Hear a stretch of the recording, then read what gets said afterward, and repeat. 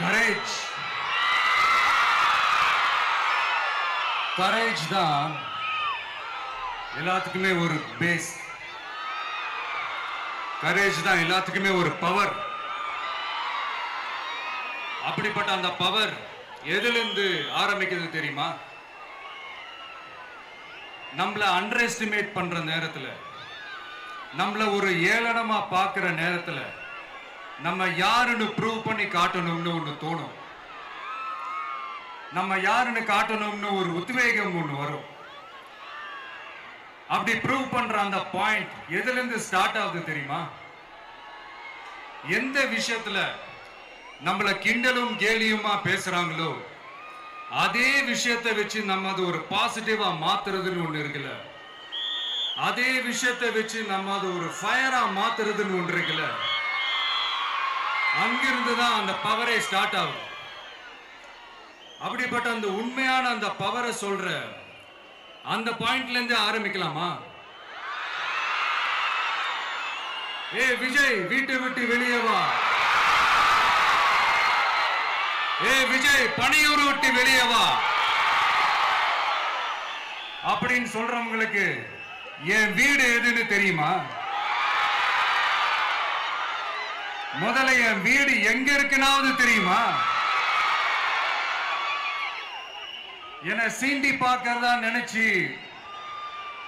கிண்டலும் கேலியுமா பேசுறவங்களுக்கு நான் சொல்றேன், இந்த தமிழ்நாடு தமிழ்நாடுன்னு சொல்றாங்களே, அது மத்தவங்களுக்கு வேணா ஸ்டேட்டா இருக்கலாம். ஆனா என்ன பொறுத்த வரைக்கும் என் தாய் நாடான தமிழ்நாடு தான் என் வீடு.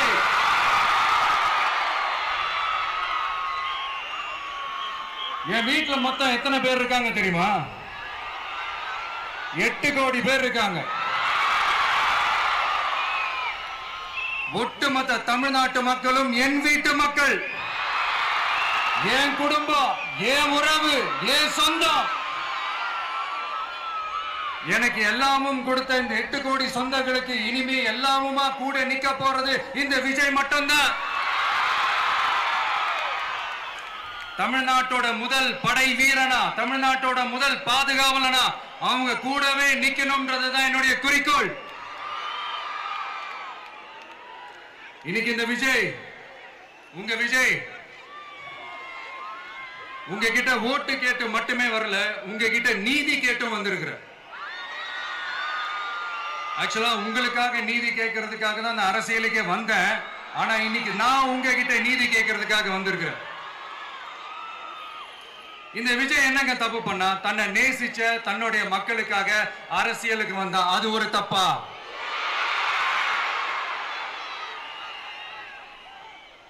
எல்லாத்தையும் ஒதுக்கி தள்ளிட்டு மக்களுக்காக மட்டுமே வந்த அது ஒரு தப்பா? இந்த மத்த கட்சிகளுக்கெல்லாம் மாநாடு நடத்துறதுக்கோ பொதுக்கூட்டம் நடத்துறதுக்கோ இல்ல ஹால் ஃபங்க்ஷன்ஸ் நடத்துறதுக்கோ பர்மிஷன் கொடுப்பாங்க, இடம் கொடுப்பாங்க. ஆனா நமக்கு மட்டும் இடம் கொடுக்க மாட்டாங்க, கொடுக்கவும் விட மாட்டாங்க. இது என்னங்க நியாயம்? நான் போய் மக்களை சந்திக்கிறதுக்கோ இல்ல மக்கள் வந்து என்ன சந்திக்கிறதுக்கோ ஒரு உரிய இடமோ இல்ல உரிய பாதுகாப்போ மத்த கட்சிகளுக்கு எல்லாம் கொடுப்பாங்க. ஆனா எனக்கு கொடுக்க மாட்டாங்க, கொடுக்கவும் விட மாட்டாங்க. இது என்னங்க நியாயம்? இந்த SOPs சொல்லுவாங்க, அதனுடைய ஃபுல் ஃபார்ம் வந்து ஸ்டாண்டர்ட் ஆபரேட்டிங் ப்ரொசீஜர்.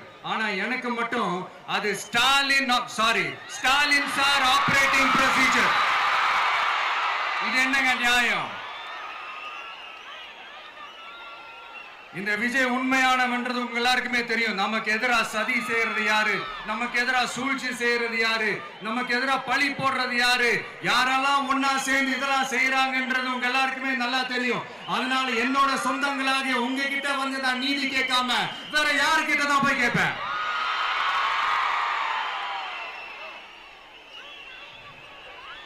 செல்ஃபே எடுக்காத ஒரு கூட்டணி கணக்கு, செல்ஃபே எடுக்காத ஒரு அறத பழைய அரித்மெட்டிக் கணக்கு, இதெல்லாம் வேலைக்கே ஆகாது. ஆணித்தரமா அடிச்சு சொல்றேன். அப்புறம் இந்த காசு கொடுத்து ஓட்டு வாங்கிடலாம்னு கனவு காண்றாங்கல்ல, அதுவும் இந்த விஜய் வந்ததுக்கு அப்புறம் நடக்கவே நடக்காது. வண்டி வண்டியா கொண்டாந்து குட்டுவாங்க. 1000, 2000, 3000, 4000, 5000. சாமி மேல சத்தியெல்லாம் வாங்குவாங்க. அப்படிதான் இத்தனை வருஷமா உங்களை ஏமாத்தி இருக்கிறாங்க. வாங்கிக்கங்க, சந்தோஷமா வாங்கிக்கங்க. எல்லாம் உங்க பணம் தான். வாங்கிக்கிட்டு அவங்க காதிலே விசில ஊதி அனுப்புங்க. எப்படி? அவங்க செவிலே விசில ஊதி அனுப்புங்க.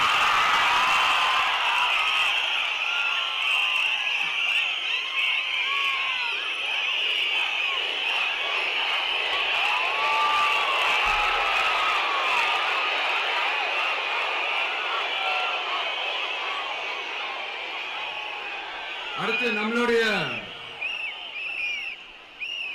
ஜென்சி அடுத்த இளம் தலைமுறையினருக்கும் நான் சொல்லணும்னு நினைக்கிறேன். இந்த பணத்தை கொடுத்து ஏமாத்தி ஓட்டு வாங்குற அந்த கலாச்சாரம் ஒழியணும். பணத்தை கொடுத்து ஏமாத்தினா ஏமாறுவீங்க. உங்களை தான் கேட்கிறேன், பணத்தை கொடுத்து ஏமாத்தினா ஏமாறுவீங்க? எல்லாரும் கொஞ்சம் கையப்படி வைங்களேன் எனக்காக. நான் சொல்றதை கொஞ்சம் ரிப்பீட் பண்ணுங்க. எங்க ஓட்டு எங்க உரிமை. எங்களை யாரும் விலைக்கு வாங்க முடியாது. எங்கள் ஓட்டு விசில் சின்னத்துக்கு தான். வேற யாரையும் நம்பி ஏமாற மாட்டோம். தேங்க்யூ. கேட்டுச்சா சார்? இனிமே நீங்க கொள்ளையடிச்சு வச்சிருக்கிற பணம் எல்லாம் வேஸ்டா போகுது. குப்பையில தான் தூக்கி போடணும். உங்களுடைய இந்த ஊழல் ஆட்சியும் மக்கள் குப்பையில தான் தூக்கி போட போறாங்க. அடுத்து ஒவ்வொரு வீட்டில் இருக்கிற என்னுடைய குட்டி நண்பா நண்பீஸுக்கும் நான் சொல்லணும்னு நினைக்கிறேன். வீட்டில் டிவியில உட்கார்ந்து இந்த பிரச்சார மீட்டிங் எல்லாம் பார்த்துட்டு இருப்பீங்க. உங்களையும் உங்களுடைய ஃபியூச்சரையும் மைண்ட்ல வச்சுக்கிட்டு தான் நாம அரசியலுக்கே வந்திருக்கிறோம். அதனால எனக்காக நீங்க ஒண்ணு செய்யணும். தொடர்ந்து செஞ்சுக்கிட்டு தான் இருக்கிறீங்க. நான் நிறைய கியூட்டான வீடியோஸ்லாம் நான் பார்க்கிறேன். லைக் உங்க அம்மா அப்பா கிட்ட மைக்க நீட்டி யாருக்கு ஓட்டு போடுவீங்கன்னு கேட்டா பின்னாடி இருந்த அந்த பையன், அம்மா விஜய்னு சொல்லுவா, அப்பா விஜய்னு சொல்லுப்பா அப்படின்னு நிறைய அந்த கியூட்டான வீடியோஸ்லாம் பார்க்கிறேன். அதை தொடர்ந்து தயவு செஞ்சு அதை தொடர்ந்து கண்டினியூ பண்ணுங்க. உங்க வீட்டில் இருக்கிற உங்களுடைய அப்பா அம்மா தாத்தா பாட்டி பெரியப்பா பெரியப்பா சித்தி சித்தப்பா அத்தை மாமா ஓட்டு போடுற வயசுல இருக்கிற அண்ணன் அக்கா எல்லாரையும் விசில் சின்னத்துக்கு ஓட்டு போட சொல்லுங்க. விசில் சின்னத்துக்கு ஓட்டு போட வைங்க.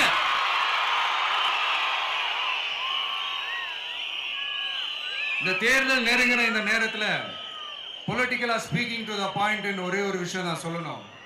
நாங்க அரசியலுக்கு வந்தது எந்த கட்சியும் ஒழிக்கிறதுக்கோ அழிக்கிறதுக்காகலாம் நாம அரசியலுக்கு வரல. யார் மேலேயும் தனிப்பட்ட ஒரு வன்மமோ இல்ல தனிப்பட்ட கோபமோ அப்படிலாம் யார் மேலேயும் கிடையாது. இந்த மற்றவங்க மாதிரி இந்த வெறுப்பு அரசியல் பண்றதுக்காகலாம் நாம அரசியலுக்கு வரல. அரசியல் ரீதியா நம்மளுடைய எதிரிகள் யாருன்னு டிக்ளேர் பண்ணிட்டு தேர்தலில் நின்று ஜெயிச்சு மக்களுக்காக எங்களுடைய நன்றி கடனை செலுத்துறதுக்காக தான் நாம அரசியலுக்கே வந்திருக்கோம். Just want to make this clear. அவங்கள கேள்வி கேட்கறதுக்கு முன்னாடி அவங்களுடைய இயலாமையை மறைக்கிறதுக்காக இந்த ஏ டீம் பி டீம் இதெல்லாம் கூட சேர்த்துக்கிட்டு ஒரே விஷயத்த சொல்லி அழுவுறாங்கல்ல. என்னன்னு சொல்லி அழுவுறாங்க? அனுபவம் இல்லாதவங்களால எப்படி ஆட்சி அதிகாரத்தை செய்ய முடியும் அப்படின்னு ஒரே விஷயத்த சொல்லி அழுவுறாங்கல்ல. அந்த அழுகைக்கு நாம ஒரு பதிலடி கொடுக்கணும்ல. மக்களே, நான் உங்களையே கேட்கிறேன், தெரியாம தான் கேட்கிறேன். இந்த அனுபவம் அனுபவம் அனுபவம்னு சொல்றாங்களே, அதிகாரத்தை வச்சு மக்கள் பணத்தை கொள்ளையடிச்சதை தாண்டி வேற ஏதாவது கொம்பு முளைச்ச பெரிய அனுபவம் இவங்களுக்கு இருக்குதா?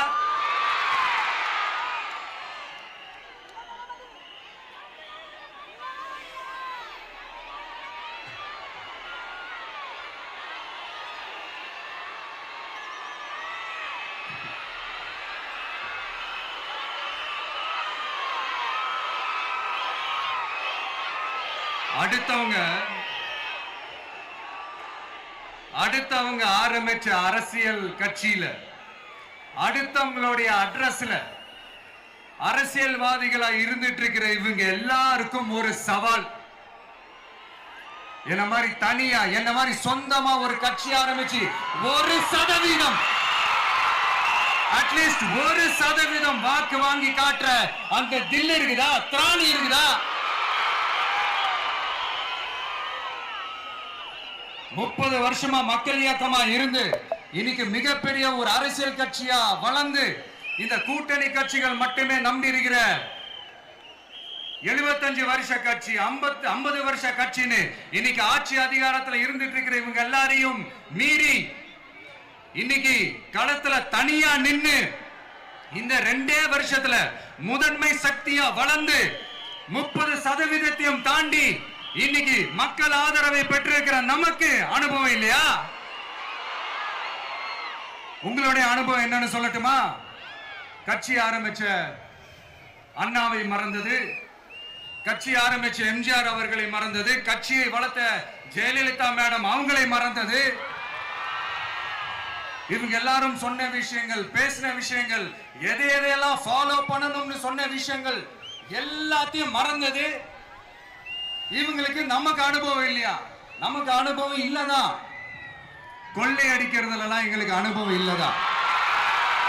அதெல்லாம் எங்களுக்கு சுட்டு போட்டாலும் வராது.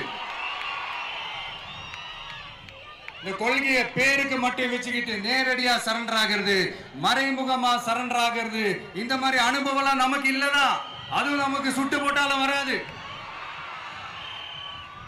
மக்களை நேசிக்கிற நல்ல குணம் இருந்தா போதும்யா. நல்ல சூப்பரான ஒரு நல்லாட்சி கொடுக்கலாம். நல்லாட்சி கொடுக்கிறதுக்கு மெத்த படிச்ச மேதாவிகளா இருக்கணும்லாம் ஒன்னும் அவசியம் இல்ல.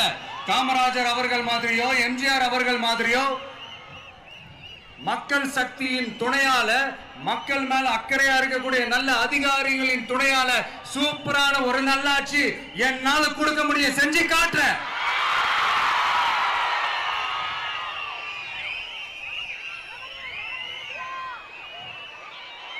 நாலரை வருஷம் ஆச்சு, 4.25 வருஷத்துக்கு மேல ஆகுது. இப்போ ஒவ்வொரு வீட்டு கதவையா தட்டி உங்கள் கனவுகளை சொல்லுங்கள், உங்கள் கனவுகளை சொல்லுங்கள், நாங்கள் அதை நிறைவேற்றி காட்டுறோம். இல்ல, ஸ்டாலின் சாருக்கு மக்கள் சார்பா ஒரு கேள்வி. மக்களுடைய கனவு என்னன்னு உங்களுக்கு தெரியுமா சார்? அது சரி, அவங்க என்ன நினைக்கிறாங்கன்னு உங்களுக்கு தெரியாது, அதுக்கப்புறம் எப்படி அவங்க கனவுகளை பத்தி உங்களுக்கு தெரியும். மக்களோட கனவு என்னன்னு நான் சொல்லட்டுமா சார்? 2019, 2021, 2024 இந்த 3 தேர்தலையும் மக்கள் உங்களுக்கு வாக்களிச்சதுக்கு காரணம் நீங்க மக்களுக்கு ஏதாவது நல்லது செய்வீங்கன்னு நம்பிதான். ஆனா நீங்க மக்களுக்கு கொடுத்த பரிசு மக்களுக்கு பாதுகாப்பே இல்லாத மக்கள் விரோத ஆட்சி. அந்த மக்கள் விரோத ஆட்சியை அகற்றிட்டு அந்த இடத்தில் தமிழக வெற்றி கழகத்தை ஆட்சி பீடத்தில் அமைக்கணும் அப்படின்றதுதான் மக்களுடைய ஒரே கனவு.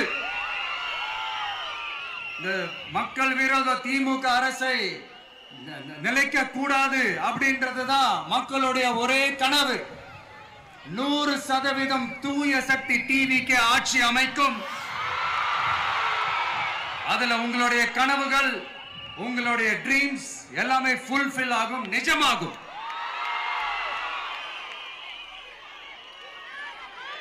தமிழ்நாடு எப்பவுமே டெல்லிக்கு அவுட் ஆஃப் கண்ட்ரோல் அப்படின்ட்டு ஸ்டாலின் சார் அடிக்கடி சொல்லுவாங்க. ஸ்டாலின் சார் எதெல்லாம் அவுட் ஆஃப் கண்ட்ரோல் இப்ப நான் கொஞ்சம் சொல்லட்டுமா? முதல்ல சட்டம் ஒழுங்கெல்லாம் அவுட் ஆஃப் கண்ட்ரோல், பெண்கள் பாதுகாப்புல அவுட் ஆஃப் கண்ட்ரோல், இளைஞர்கள் வேலை வாய்ப்புல அவுட் ஆஃப் கண்ட்ரோல், மொத்தத்தில் அவரோட ஆட்சியே ஒரு அவுட் ஆஃப் கண்ட்ரோல். இந்த வருஷம் பிகினிங்ல சட்டசபையில பேசும்போது சொல்றாங்க, மக்கள் எல்லாரும் ரொம்ப மகிழ்ச்சியா இருக்கிறாங்க, அதனால நானும் ரொம்ப மகிழ்ச்சியா இருக்கிறேன் அப்படின்னு. மக்கள் சந்தோஷமா இருக்கிறத பார்க்கறது கூட ஒரு சந்தோஷம் தான் சார், அது யாரும் இல்லைன்னு சொல்லல. அப்படி உண்மையிலேயே மக்கள் உண்மையிலேயே சந்தோஷமா இருக்கிறாங்க அப்படின்னா ஏன் சார் விவசாயிகள் போராட்டம் நடக்குது? ஏன் சார் மீனவர்கள் போராட்டம் நடக்குது? ஏன் தொழிலாளர்கள் போராட்டம் நடக்குது?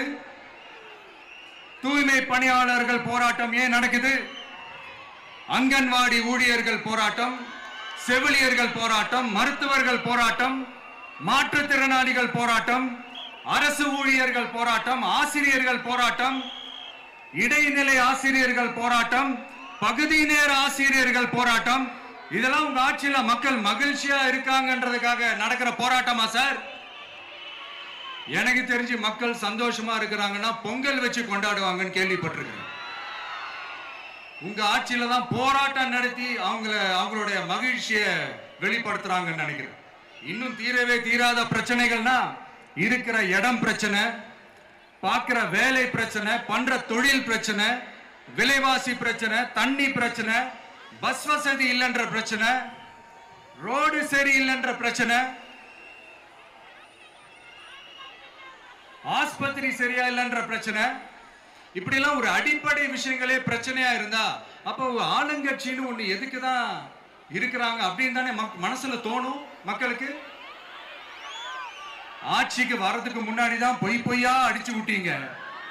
இப்ப ஆட்சியை விட்டு போகும்போது கூட பொய் பொய்யா பேசுறீங்களே சார், என்ன சார் இது? மாத்தி மாத்தி பேசுறதுல நீங்க வேற லெவல் தான் சார். ஆட்சிக்கு வந்த அடுத்த வருஷமே 2022ல 70% வாக்குறுதிகளை நிறைவேற்றிட்டோம்னு சொன்னாங்க. அப்புறம் போன வருஷம் 90% வாக்குறுதிகளை நிறைவேற்றிட்டோம்னு சொன்னாங்க. அப்புறம் இந்த வருஷம் 505 வாக்குறுதிகளை 404 வாக்குறுதிகளை நிறைவேற்றிட்டோம். கிட்டத்தட்ட ஒரு 80% வாக்குறுதிகளை நிறைவேற்றிட்டோம்னு சொன்னாங்க. முதல்ல 70, அப்புறம் 90, அப்புறம் 80. இன்னும் தேர்தல் நெருங்க நெருங்க அது 60, 50, 40, 30, 20ல போய் நிற்கும்னு நினைக்கிறேன். அதையும் அவரே அறிவிப்பாரோ என்னமோ எனக்கு தெரியல. முதல்வர் ஸ்டைல்லையே சொல்லணும்னா, பொய்யிலேயே பிறந்து பொய்யிலேயே வளர்ந்த புலவர் பெருமானே, கொஞ்சம் அத திருத்தி சொல்றேன், புலுகர் பெருமானே. அது இன்னும் பொருத்தமா இருக்கு. அவருடைய அண்ட புழுகு, ஆகாச புழுகு என்ன தெரியுமா? பெண்களுக்கு பாதுகாப்பு தமிழ்நாட்டில் எங்க போனாலும் கொட்டி கிடக்குதான். அப்படி அது உண்மைனா அண்ணா யூனிவர்சிட்டி அந்த பொண்ணுக்கு ஏன் சார் அப்படி ஒரு கொடுமை நடந்துச்சு? கோவை கல்லூரி பெண்ணுக்கு ஏன் சார் அப்படி ஒரு கொடுமை நடந்துச்சு? பெண் குழந்தைகள் பாதிக்கப்படுறதா கிட்டத்தட்ட 1000க்கும் மேலான போக்சோ கேசுகள் ஏன் சார் பதிவானுச்சு? போதைப் பொருள் கலாச்சாரம் கண்ட்ரோலே இல்லாம அது பாட்டுக்கு தாறுமாற எங்கேயோ போய்கிட்டு இருக்கு. வயலன்ஸ் எல்லாம் தலைவிரிச்சு ஆடுது. அதுக்கு ஒரு ரீசெண்ட் எக்ஸாம்பிள் அந்த ரயில்வே ஸ்டேஷன்ல அந்த சிறுவர்கள் எல்லாரும் சேர்ந்து செஞ்ச அந்த சம்பவம். சட்டம் ஒழுங்கு சரியா இருந்தா ஏன் சார் இப்படி எல்லாம் நடக்குது? சட்டம் ஒழுங்கு சரியா இருக்கணும்னா முதல்ல தமிழ்நாட்டுக்கு ஒரு டிஜிபி வேணும் சார். எங்க சார் போனார் அவரு? எங்க அவரு? சும்மா இந்த ஆக்டிங் ஆபீசரை வச்சுக்கிட்டு அரசாங்கத்தை நடத்துனீங்கன்னா இப்படிதான் சட்டம் ஒழுங்கு சந்தி சிரிக்கும். முதல்ல தமிழ்நாட்டுக்கு ஒரு டிஜிபியை போடுங்க சார். அதுக்கப்புறமாச்சும் சட்டம் ஒழுங்கு சரியாகுதான்னு பார்ப்போம். சரிப்பா, கேள்வியா கேட்கிறிய, நீ வந்தா என்ன செய்வ அதானே கேட்கிறீங்க. கரெக்ட், கேட்கணும். மக்களோட அடிப்படை தேவைகளை தீர்க்கிறது தான் நம்மளுடைய ஃபர்ஸ்ட் வேலையே. அதை தீர்க்கிறதுக்கான அந்த தேடி போறது, அதோட சொல்யூஷனை தேடி போறது தான் நம்மளுடைய ஃபர்ஸ்ட் அஜெண்டாவே. கொஞ்சம் வெயிட் பண்ணுங்க, தேர்தல் அறிக்கை ரெடி ஆயிட்டு இருக்கு. தெளிவான ஒரு தேர்தல் அறிக்கையாவது வரும். என்ன நம்புற உங்களை நான் டிசப்பாயிண்ட் பண்ணவே மாட்டேன்.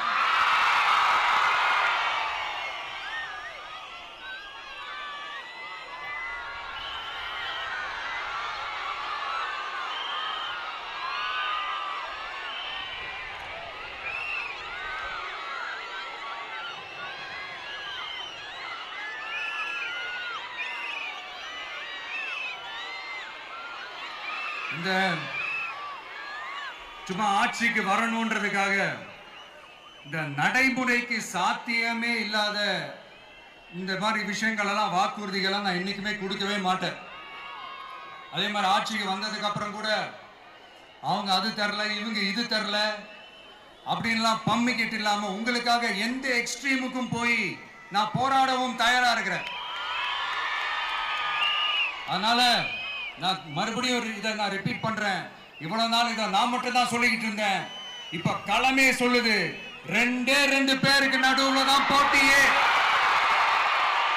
ஒண்ணு இன்னொன்னு ஒண்ணு தூய சக்தி டிவிக்கு, இன்னொன்னு தீய சக்தி DMK.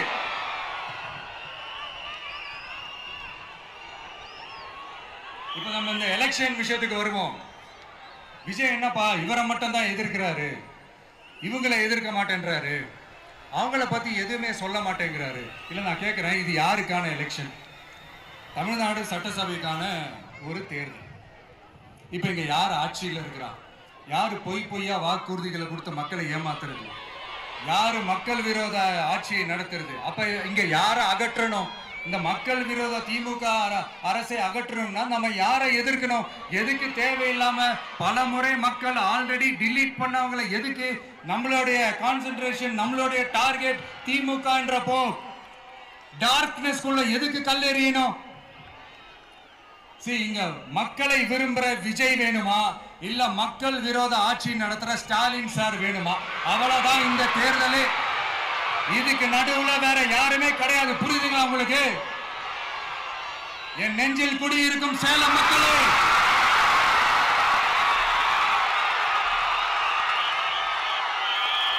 One last simple question. Vijay நம்புறீங்களா, ஸ்டாலின் சார நம்புறீங்களா? அவ்வளவுதான், முடிஞ்சு போச்சு. கதம் கதம். போர் முழக்கம் உங்களை ஒரு நிமிஷம் கூட தூங்க விடாது. இந்த போன லாஸ்ட் வீக் இந்த டிஎன்பிஎஸ்சி இந்த எக்ஸாம்ஸ், இந்த குரூப் 2 எக்ஸாம்ஸ் அதை அனௌன்ஸ் பண்ணிட்டு உடனே அதை கேன்சல் பண்ணிட்டாங்க. இது உலகத்துக்கு எல்லாருக்கும் தெரியும். கேன்சல் பண்ணிட்டு ரொம்ப சிம்பிளா டெக்னாலஜி இதோ சம் ஃபால்ட், டெக்னிக்கல் ஃபால்ட் அப்படின்னு சொல்லி அதை கடந்து போயிட்டாங்க. இத்தனை வருஷமா ராத்திரி பகலமா கஷ்டப்பட்டு படிச்சு எப்படியாவது நமக்கு அந்த வேலை கிடைக்காதான்னு அந்த எக்ஸாம்ஸை ஃபேஸ் பண்ண வந்த நம்மளுடைய தம்பி தங்கைகள் எவ்வளவு ஒரு மன உளைச்சலுக்கு ஆளாயிருப்பாங்க. அதை யாராவது யோசிச்சு பார்த்தீங்களா? ஒரு எக்ஸாம்ஸை ஒழுங்கா நடத்த தெரியல, இதுல உலக நாடுகளோட போட்டி போடுறாங்களாம். நம்மளுடைய தம்பி தங்கைகள் நம்ம அம்மா அப்பா கிட்ட சொல்லுங்க, யாரும் தைரியம், எல்லாரும் தைரியமா இருங்க. வரப்போறது உங்க ஆட்சி, நம்ம ஆட்சி.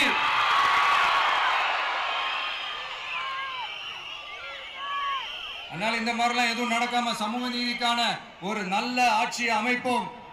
இளைஞர்களின் வேலை வாய்ப்புகளை மனசுல வச்சுக்கிட்டு டிரான்ஸ்பரண்டா அதுக்கான ஒரு தீர்வை காணுவோம். நான் விக்கிரவாண்டி மாநாட்டில் பேசும்போது ஒரு பொலிட்டிக்கல் பாம் ஒன்னு சொன்ன ஞாபகம் இருக்கா? ஆட்சியிலையும் பங்கு, அதிகாரத்திலையும் பங்குன்னு ஒன்னு சொன்னேன். இப்போ அந்த பொலிட்டிக்கல் பாம் எல்லா கூட்டணியிலையும் வெடிச்சுக்கிட்டு இருக்கு, தாறுமாற வெடிச்சுக்கிட்டு இருக்கு. ஸ்டாலின் சார்லாம் பதறாரு. ஆட்சி அதிகாரத்துல பங்கெல்லாம் தமிழ்நாட்டில் ஒத்து வராது அப்படின்னு சொல்றாரு. அவங்கள பொறுத்த வரைக்கும் ஜெயிக்கிறதுக்காக மட்டும்தான் கூட்டணி, மற்ற எல்லாத்துக்குமே அவங்க தனி அணி, அவங்க மட்டுமே ஒரே அணி. வெல்வோம் ஒன்றாக, ஆனா வரும் வெல்த் எல்லாம் பார்ப்போம் தனியாக. அந்த வெல்வோம் ஒன்றாக என்றது இதுதான் அந்த சீக்கிரட்டே. புரிய வேண்டியவங்களுக்கு நல்லா புரியும் நினைக்கிறேன். உங்களோட நான் இருக்கேன், நம்மளோட நம்ம மக்கள் இருக்காங்க. இதுக்கு மேல என்ன வேணும்? கான்பிடென்டா இருங்க, நல்லதே நடக்கும், வெற்றி நிச்சயம். மீண்டும் சந்திக்கும் வரை நன்றி, வணக்கம்.